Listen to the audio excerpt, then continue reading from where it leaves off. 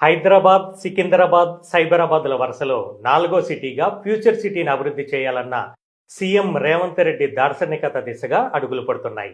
ఇది కాలుష్య రహిత గ్రీన్ సిటీగా ప్రపంచంలోని అద్భుత నగరాల సరసన చేరాలన్నది ఆయన సంకల్పం. ఇందులో భాగంగా హైదరాబాద్ ఎయిర్పోర్ట్ మెట్రో రైలు సంస్థ హెచ్ఎండిఏ, టీజీఐఐసీలతో కలిసి మెట్రో రైలు విస్తరణ ప్రణాళిక సిద్ధం చేస్తోంది.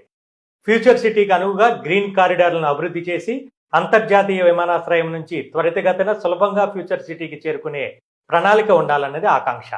వాస్తవ రూపం దాల్చేందుకు కసరత్తు చేస్తున్నామని, దాదాపు 15,000 ఎకరాలలో విస్తరించనున్న ఫ్యూచర్ సిటీని కాలుష్య రహిత నగరంగా రూపొందించడంలో, దానికి అంతర్జాతీయ స్థాయి ప్రయాణ సౌకర్యాలు కల్పించడంలో మెట్రో రైలుతో కూడిన ఈ గ్రీన్ కారిడార్ ప్రముఖ పాత్ర వహిస్తుందని Hyderabad airport metro limited MD NVS Reddy అన్నారు.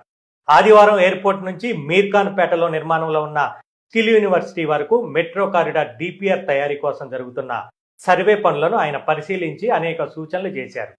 కొంగరకలాన్ దాటిన తర్వాత ప్రస్తుతం రోడ్ లేకపోవటం వల్ల కాలినడకన కొండలు, గుట్టలు దాటుకొని ఆయన క్షేత్రస్థాయి పర్యటన చేశారు.